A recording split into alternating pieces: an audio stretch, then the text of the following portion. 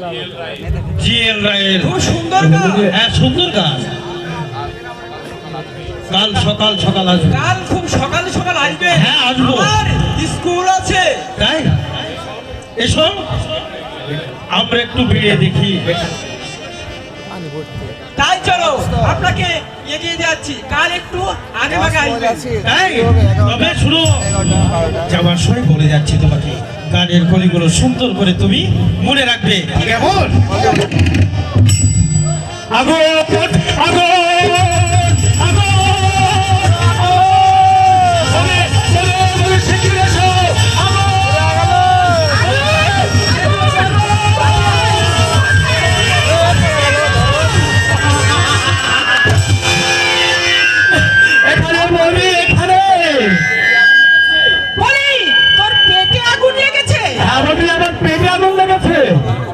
সকালে কটা রুটি খেয়ে বেরিয়েছিস বল? বল কয়টা রুটি কিনে বেরিয়েছিস? বলি পেটে কি তোর রাক্ষস ঢুকেছে নাকি অভাব দেখে তাড়াতাড়ি করে খিদে পায়? একটা পয়সা রোজগারের মুরত নেই, কোন লজ্জায় তোর খিদে পায় শুনি? নাকি তোর দাদা 10-20 বিঘে জমি আছে? মুশকিল রোজগারের সাথে ক্ষুধার সম্পর্কটা কি? আরে তাছাড়া তুমি কয়টা পয়সা রোজগার করে শুনি? তর্ক করবি না, মুখে মুখে তর্ক করবি না বলে দিচ্ছি। তুই শালা ঘর থেকে দুটো আমি মরা পুড়ে এলাম। মরা পুড়িয়ে এসেছিস? হ্যাঁ গো হ্যাঁ, রামা বাড়ির বউটা একসঙ্গে চলে নাই পটল তুললো, লাঠিতে পেন জমিটা তুই গেছিল, মরে মরে বসে গেছে হাতে ভাগা। স্নান করেছিস? না বেরো বেরো লক্ষ্মী ছাড়া বাদর, বেরো বলছি। তবুও দাঁড়িয়ে আছে।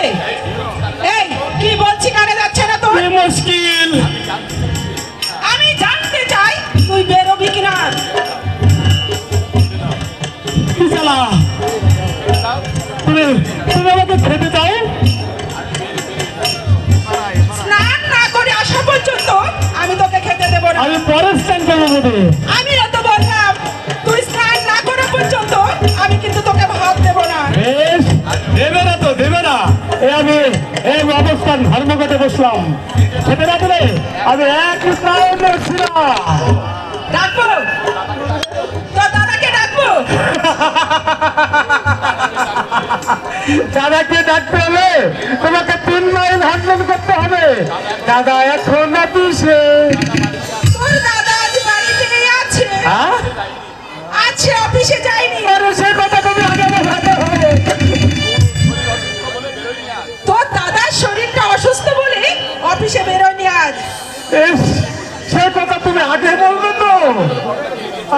আমি বলি বরটা কে নিয়ে চলতে চাই। তুমি ভাত করো, আমি তত করে চট করে একটা ডোজ দিয়ে আসছি।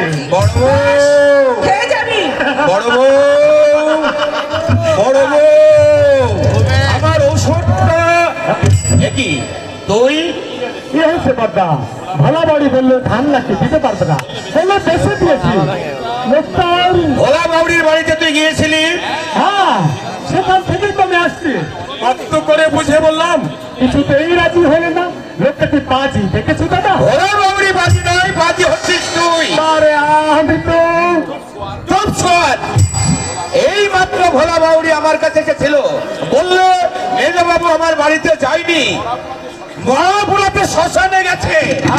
মানে যাওয়ারে আমি ভোলাকে বাড়িতে না পেয়ে ওই শ্মশানে চলে গেছে। মোট কথা না, ভোলার বাড়িতে তুই একদম যাসনি। ভোলা সকাল থেকে বাড়িতে ছিল। তাহলে বোধ হয় ওই ভোলার ভাই আমি গঙ্গার বাড়িতে গিয়েছিলাম। মোট কথা এবারে তো আমি গিয়েছি দাদা। শুনলে শুনলে বড় বউ, বাদরটার কথাগুলো শুনলে? আমি তোমাকে বলে রাখলাম বড় বউ, ওর ভবিষ্যৎ অন্ধকার। আমি মরলে বুঝবে হতভাগা কি বস্তু আমি হারালাম। দাদা আপনার শরীর না চুপ! আমার জন্য দরদ না দেখে নিজের আখেরের কথা ভাব। কেন শুধু শুধু বকছো ছেলেটাকে? এখনো বলবে, বড় হলে ঠিক হয়ে যাবে তো। বড় হলে বড় হতে আর কতদিন লাগবে বড় বউ? আর দেখতে দেখতে 28 বছর পার হয়ে গেল। এই বয়সে আমি সংসারের হাল ধরেছিলাম। কিন্তু তুমি, এই তুমি ওর মাথাটা চিবিয়ে খেয়েছো। না শিখলে লেখাপড়া, না আছে জ্ঞান বুদ্ধি। ছোট ভাইটা ইঞ্জিনিয়ারিং পড়ছে। প্রবীর আমার ফাইনাল পরীক্ষা দেবে না বাবা।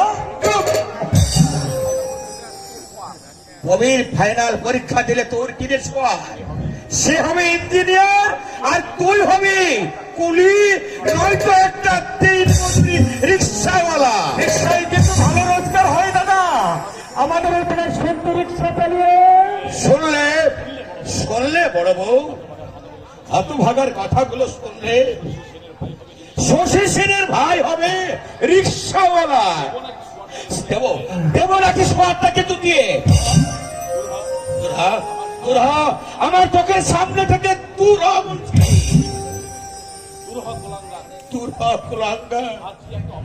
ভাত দিয়ে আমি একটা অপদার্থকে পেয়েছি। আবার যদি আমি শুনতে পাই তুই মারা পোড়াতে গেছিস, খাট ছড়ে তোকে আমি বাড়ি থেকে বের করে দিবি। কালে কালে এত বোঝাচ্ছি। ওরে হতভাগা, নিজের কথা একটু চিন্তা কর। কে শোনে কার কথা? আমি মরলে বুঝবি হতভাগা, কত ধানে কত চাল। আমি যেন জানি না 1 কুইন্টাল ধানে কত চাল হয়। এই বাজি, বড় ভাইয়ের কাছে মিথ্যে কথাগুলো বলতে তোর জিভটা আড়ষ্ট হয়ে এলো না? মিথ্যে কথা? এই যে তুই বড়দার কাছে বললি ভোলা বাড়ির বাড়িতে গিয়েছিলাম,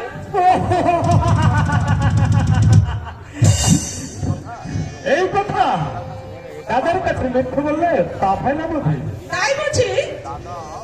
দাদা কি মুশকিল, সত্যি কথা বললে রক্ষেছি না, হয়তো ধরে চোখা লাগিয়ে দিত। কথা কি জানো বুঝি? দাদাকে ফাঁকি দিতে না আমার বড্ড ভালো লাগছে। তবে রে বাজি, বলি চিরকাল কি চলবে এইভাবে? সংসার ধর্ম করতে হবে না? সংসার কিছু ভালো বলি তার কোনো ঠিক নেই। তুমি আর বড্ডা যতদিন আছো এইভাবে আমি সংসার চালিয়ে যাবো। দুজনের একটু করে তুললেই সোজা লন্ডন বললে সোজা হিমালয়ে। বৌদি, ও তুমি এখানে? ও মা, ভালো আছো বৌদি? তুমি হঠাৎ তোমার শরীর টরীর ভালো আছে তো? হঠাৎ দুদিনের ছুটি পেয়ে গেলাম, ভাবলাম বাড়ি থেকে ঘুরে আসি। বর্দার শরীর ভালো তো বটে? ওনার শরীরটা ভালো নেই ভাই, বাতের ব্যথায় ভীষণ ভুগছে। আজ তো কাজেই বেরোতে পারেনি, কাল সারাটা রাত ঘুমোতে পারেনি জানিস? এই পোশাকে তোকে তো চমৎকার মারিয়েছি। তো কত টাকায় কিনেছি? 400। 400 টাকা? হ্যাঁ, 400 বলিস কি টাকা? 400 টাকায় 1 কুইন্টাল ধান কিনা যেত।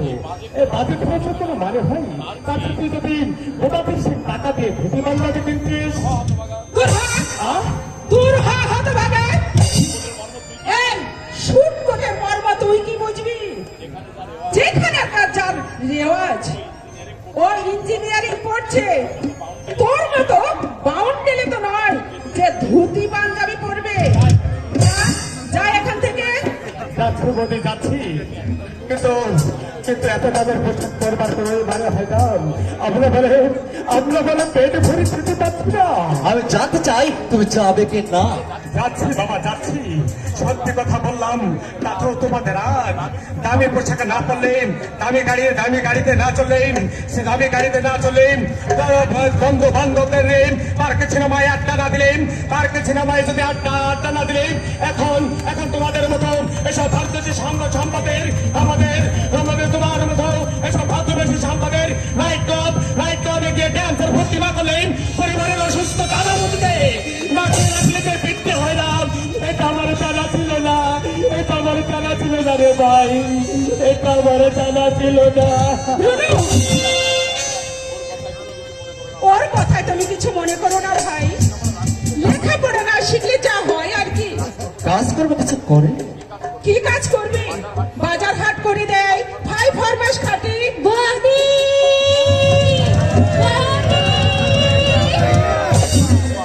ও মা! আপনি কখন এলেন কবিরদা? এই তো কিছুক্ষণ হলো। ভালো আছো সোনায়? হ্যাঁ, আপনি আমি- ভালো আছেন তো? আমিও ভালো আছি। হঠাৎ কি মনে করে এলেন? তোর টানে ছুটে এসেছে রে হতচ্ছাড়ি। বৌদি, ভালো হবে না বলে দিচ্ছি। জানো জানো ঠাকুরপো, বৌদি তুমি বাড়িতে না এলে শ্রীমতীর দর্শনই পাওয়া যায় না, তাই না? অথচ পাশাপাশি বাড়ি। মাঝে মাঝে কথা বললে আমি কিন্তু এখনই চলে যাব। কোথায় যাবি রে লক্ষ্মীচারি? ওর পরীক্ষাটা হয়ে গেলে পাকাপাকি ভাবে এই বাড়িতে তোকে রাখবার ব্যবস্থাই করছি। চোখের আড়াল হতে পারবি, কিন্তু মনের আড়াল কখনো হতে পারবি না। বৌদি, এই বৌদি নয় রে হতভাগী, বৌদি নয়, দিদি বল। এখন থেকে রপ্ত করে রাখ, তাহলে পরে আর সমস্যা হবে না নাকি? ঠিক আছে, তোরা কথা বল। তুমিও কথা বলো ভাই।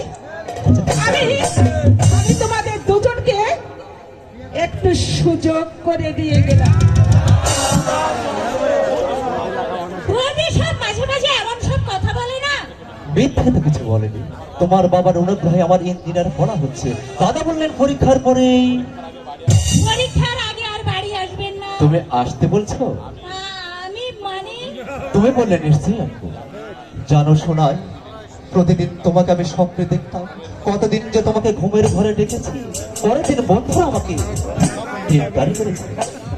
কবিতা, আমি জানি শোনা, তুমি তুমি আমার জন্য সবরের প্রতিষ্ঠা করছো। জীবনে যদি কোনোদিন প্রতিষ্ঠা পায়, সে শুধু তোমার জন্য। তুমি আবার অনুপরবর্তী মিশে আছো। কবিতা, এই জীবন তোমাকে দিলাম তাই? বন্ধু, তুমি শুধু ভালোবাসা দিও বন্ধু, তুমি শুধু ভালোবাসা দিও। এই জীবন তোমাকে দিলাম বন্ধু, তুমি শুধু ভালোবাসা দিও বন্ধু, তুমি শুধু ভালোবাসা দিও। সুখের চেয়েও সোম, তুমি যে আমার প্রিয় থেকেও তুমি বেশি প্রিয়। তুমি শুধু ভালোবাসা দিও বন্ধু, তুমি শুধু ভালোবাসা দিও।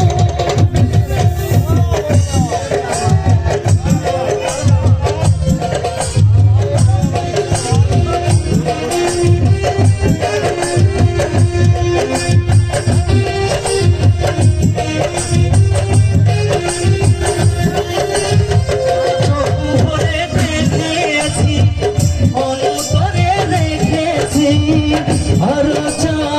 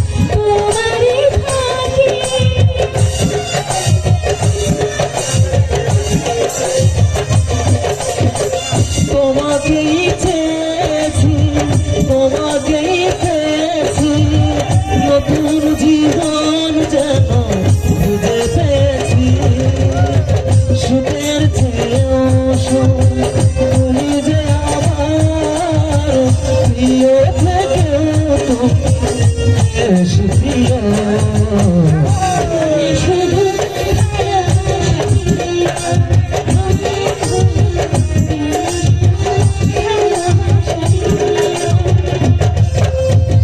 এ জীবন তোমাকে দিলাম বন্ধু, তুমি শুধু ভালোবাসা দিও বন্ধু, তুমি শুধু ভালোবাসা দিও বন্ধু, তুমি শুধু ভালোবাসা দিও বন্ধু, তুমি শুধু ভালোবাসা দিও। বড় বউ কিরে তুই কখন এলি? একটু আগে আপনার শরীর ভালো নেই শুনলাম।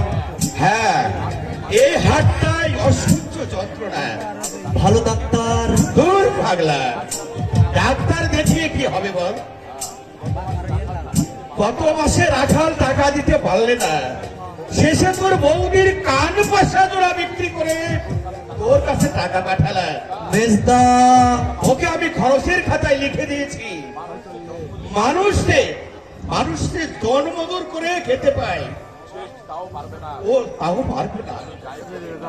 আমি যাই কবিতা, বিকেলে যাবেন কিন্তু আমাদের বাড়িতে। রাখালকে তো আসতে বলিস, বলিস কবির বাড়িতে এসেছে। বলবো জেঠুমনি, বাড়ি থাকলে এক্ষুনি বাবাকে পাঠিয়ে দিতাম। আপনি যাবেন কিন্তু আমাদের বাড়িতে, আমি যাই। বড় ভালো মেয়ে। এবার আরো 200 টাকা বেশি লাগবে দাদা। পরীক্ষার ফি দাখিল করতে হবে, গোটাদের বই কিনতে হবে, সব কিছু হলে চলে যাবে। টাকা আমি এখন কোথায় পাই বলতো? 1-2 টাকা নয়, 5 টাকা। শোন, তুমি একবার সোনাইয়ের বাবার কাছে বলে দেখো না। না বড় বউ, ওই রাখাল কিন্তু মানুষের কাছে হাত পাতবার তো একটা সীমা আছে। এই 5 বছর ধরে রাখাল অনেক কষ্ট করে ওর পড়ার খরচ চালিয়েছে, জমিটুকু বেঁচেছে, কত বছর বাড়িটাও বন্ধক রেখেছে। সে তো আমি জানি, কিন্তু ওর পড়াটা বন্ধ করে দিলে এখন হবে কি করে? ভিক্ষে করে দিলেও দিতে হবে যে আমাদের। 5-5টা বছর কত কষ্ট করে লেখাপড়া করেছে। কেমন আছো হে শশী? তুমি নাকি আমাকে ডেকে পাঠিয়েছ? হ্যাঁ, আরে কবির বাবাজি যে, কেমন আছো কবি? আপনি ভালো আছেন? এই সুখে দুঃখে কেটে যাচ্ছে। জানো শশী, গত মাসের টাকাটা দিতে না পেরে লজ্জায় আমি মুখ দেখাতে পারিনি আপনার কাছে। না না, তাতে কি হয়েছে?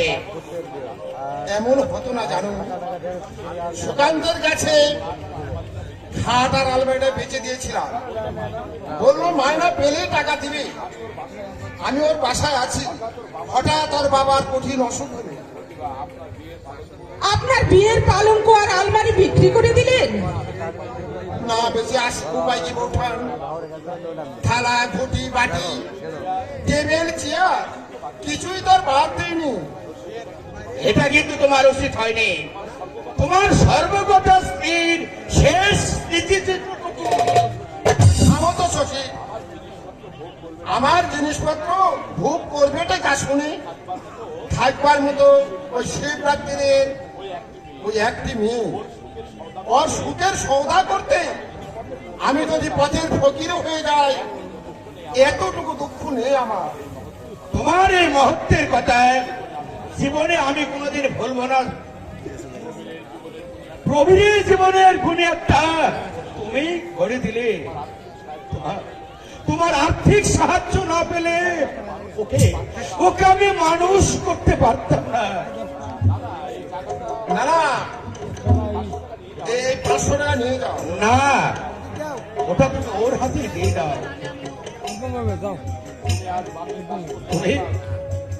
তুমি আজ বাপের কাজ করলে রাখা, ওই টাকা না পেলে ওর পরীক্ষা দেওয়া সম্ভব হতো না। ও যদি মানুষ হয়, জীবনে জীবনে এই ঋণ ও কোনোদিন ভুলবে না, ভুলতে পারে না। না না ঋণ কিসের? একটু চা। চা নয় মোঠান, চা নয়। আপনার বাড়িতে আজ পেট ভরে খেয়ে যাব। শাক ভাত। শাক ভাতে তো আমার কাছে অমৃত। শশীর কাছে 5 বছর আগে যখন প্রস্তাবটা দিয়েছিলাম, আমার ভয় হচ্ছিল 5 বছর খরচ চালাতে পারবো তো। ইঞ্জিনিয়ারিং পড়ার খরচ 4টিখানি কথা তো নয়। কিন্তু ভগবান আমাকে সসম্মানে পার করে দিলে। আপনি তোমরা হয়তো বলবে বাড়ি জমি বিক্রি করে পড়িয়েছে। তা করিয়েছি, কারণ এই বিক্রির মধ্যেও একটা সান্ত্বনা আছে। আমি তো আর নেশা ভাঙ করে উড়িয়ে দিইনি। হ্যাঁ, আমি বেঁচেছি আমার একমাত্র সন্তানের ভবিষ্যৎ সুখের জন্য। এইটুকুই তো আমার সান্ত্বনা, এইটুকুই তো আমার সান্ত্বনা, এইটুকুই তো আমার সান্ত্বনা। সত্যি ঠাকুরপো, তোমার জন্য উনি যা করলেন নিজের ছেলের জন্য হয়তো অনেকেই করে না। আমি জানি বলে আমি সব জানি, শুধু রাখাল বাবু নয়, দাদাও আমার জন্য যথেষ্ট করেছেন। তোমাদের স্নেহ মমতায় জীবনের পাত্র আমার কানায় কানায় ভরে উঠেছে। দূর পাগলা, আমরা আমাদের কর্তব্য করেছি। আমাদের আমাদের যদি একটা বড় ছেলে থাকতো, তার জন্য কি করতে হতো না ভাই? বড় ছেলে যখন নেই, তখন তখন এই বুড়ো বয়সে তুমি তো আমাদেরকে দেখবে ভাই। প্রতিশ্রুতির খানো সবে ওড়াতে চাই না বৌদি। সত্যি যদি আমাদের কোনোদিন সুদিন আসে, সেদিন তোমাকে সংসারে কোনো ছেলে তো ভাগ করে দিতে পারা। মায়ের অধিক করেছে তুমি, তুমি আমার চোখে মানুষ নও, স্বর্গের দেবতা, স্বর্গের দেবতা। দেবতা আমি হতে চাই না ভাই। সত্যের মানবী হয়ে আমি বেঁচে থাকতে চাই। তাই তো ভগবানের কাছে দিবারাত্রি আমি প্রার্থনা করি, তোমার এই প্রতিশ্রুতি যেন রাতের অন্ধকারে বিলীন হয়ে না যায় ভাই, বিলীন হয়ে না যায়, বিলীন হয়ে না যায়। রাখালদা, রাখালদা, আরে রাখালদা, বাড়ি আছো? যা বাবা, সন্ধ্যে 7টায়, এদের দেখছি রাত দুপুর। রাখালদা ডাকা বোধ হয় ঠিক হলো না। ছোট ভাইয়ের হবু শ্বশুর, সম্পর্ক হবে তালুই, নয়তো মেসমশাই। রাখালদা নই, আরে রাখালদা নই, বাড়ি আছে? রাখালদা নই। কে আনবে? তোমার কি মাথাটা খারাপ হয়েছে? কেন মাথা খারাপ হবে কেন? এতদিন বলেছেন রাখালদা, আজ হঠাৎ তাই বলে ডাকছো? ও এই কথা, তাহলে বোঝায় ভুল হয়ে গেল। তুমি আবার মেসমশাই করে আমাদের লোকজন মেসমশাই, নিশ্চয় সহযোগিতার হাত থেকে ছোট ভাইয়ের ভবিষ্যৎ সম্পর্ক হবে, সম্পর্ক হবে তালু অথবা মেসমশাই। আপনারা দয়া করে আমাদের লোকজনের হাতে সহযোগিতার হাত বাড়িয়ে দিন। গ্যারেজে গাড়ি যারা রাখেননি, দয়া করে আপনারা গ্যারেজ করুন গাড়ি। তাছাড়া আমাদের লোকজনকে কিন্তু গাড়ি সবগুলো গ্যারেজে নিয়ে আসবে।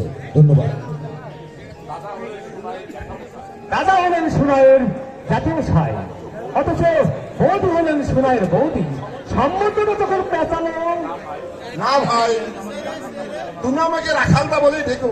না, কিন্তু কি জ্বালা!